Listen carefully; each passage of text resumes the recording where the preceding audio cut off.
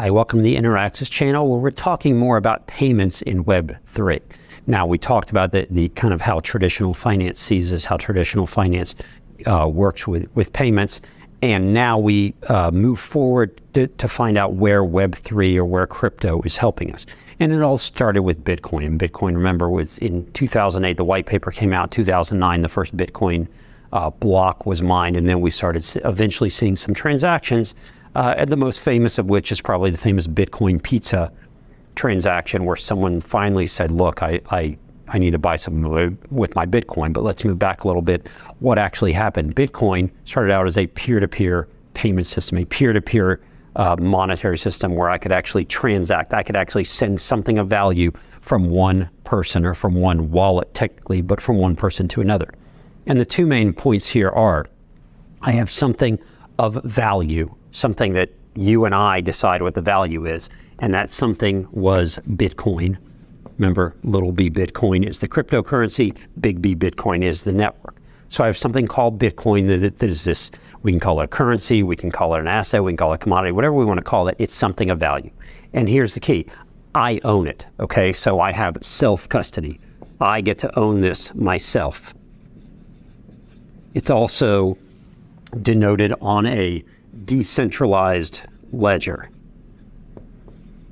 meaning there is a database, the Bitcoin database, the Bitcoin network, the Bitcoin blockchain keeps track of the fact that I have a certain number of Bitcoin, Ron has a certain number of Bitcoin, I have a wallet, I have custody, he has custody.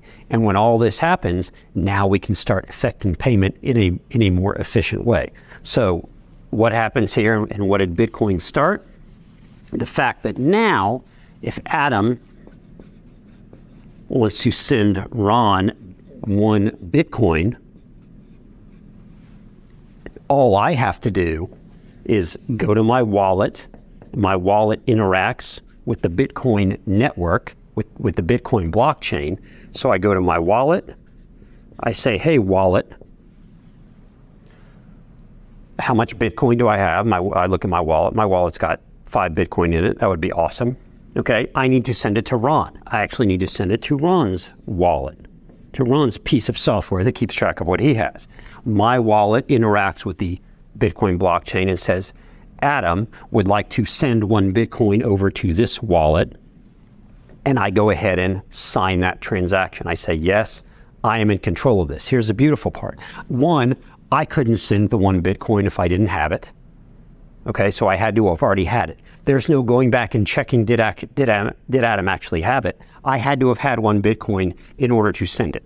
I sent it over to Ron. Ron receives it. We can both see the transaction because of that decentralized ledger, that decentralized network called Bitcoin. We can both see that the transaction happened. Ron can see that it's in his wallet. So what happened here? Neither of us had to go ask permission from a bank. It didn't matter what time it was. It didn't matter what day it was. It could be Sunday at 2 in the morning. If I say, Ron, I'm sending you a Bitcoin, it goes. Okay, and in about 30 minutes, Ron has officially, finally received that Bitcoin, and we can both see that transaction. It has settled. Okay, the transaction at that point has completely settled. Ron now has that Bitcoin. If I had 5 before, now I have 4. If he had 3 before, now he has 4. That's how it works. It's done. This is relatively revolutionary, right? Because this network keeps track of what we have. It's a ledger. It's keeping an accounting of what we all have. I had 5, now I have 4. Ron had 3, now he has 4. We can all agree on that. I am able, through this technology, to send from me to Ron. This is a way to make payments. And again, if we go back to the fact that when Bitcoin first started, when they first started mining blocks and people had Bitcoin in their wallet, they didn't really do anything with it. No one did anything with the Bitcoin. They just held it and held it and held it. And honestly, it didn't have any value because no one was trading it for anything. They were just holding on to it, seeing what this network would do, seeing what would happen, until someone said, hey, we need to figure out if this is worth anything. We need to figure out if it has value. I will pay someone 10,000 Bitcoin to send me a pizza. And lo and behold, that person got 2 pizzas delivered to their house. They paid 10,000 Bitcoin, which is an absolute fortune right now. But at the time, Bitcoin had 0 value. That transaction started a revolution. It's not so much that Bitcoin started, it's that transaction started a revolution. The fact that someone saw enough value to say, yes, I will accept your 10,000 Bitcoin and I will use my credit card to go pay for you to get some pizza. That was a transaction. Of course, later on, Bitcoin became the payment mechanism for the dark web. It became the payment mechanism for criminals, which it actually did on websites where people were paying for drugs and they were paying for guns and they were paying for all sorts of other things through the website Silk Road, among others. But it was still, it was payments, and it's not the history you necessarily want, but that kind of proved the system. You can pay for goods and services with Bitcoin. So it started going down this road of a payment system. And what we had was a system where we were keeping track. We didn't have to ask banks to keep track, meaning we don't have to ask banks to transact with each other in order for my transaction to run to happen. And we have settlement. We have near instant settlement.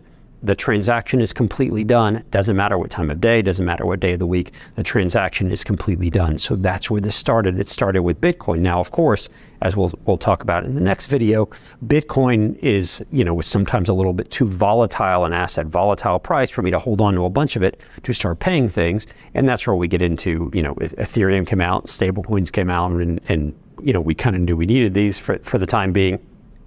And we can get into how this is catapulted the idea of what crypto, DeFi, Web3 payments can be. But it all started with Bitcoin. It started with that Bitcoin pizza transaction. It moved on to illicit activities. And now it's moved into more and more people around the world transacting and doing payments in Bitcoin. We see it happening in countries like El Salvador. We see people using it for remittances, sending it to family back in other parts of the world, saying, look, it's faster and easier for me to send you Bitcoin than it is for me to send you dollars, because if I send you dollars over the banking system, there are going to be huge fees taken out, and you're going to have to go convert those dollars to your home currency. There could be a huge exchange rate. Now you have to play nice with your banks. They're going to take more fees out of it. And when I try to send $500 to my family back in another country, they might only get $300 worth of their own currency, if they can even get it at all and spend it. So this is where Bitcoin came in and has been relatively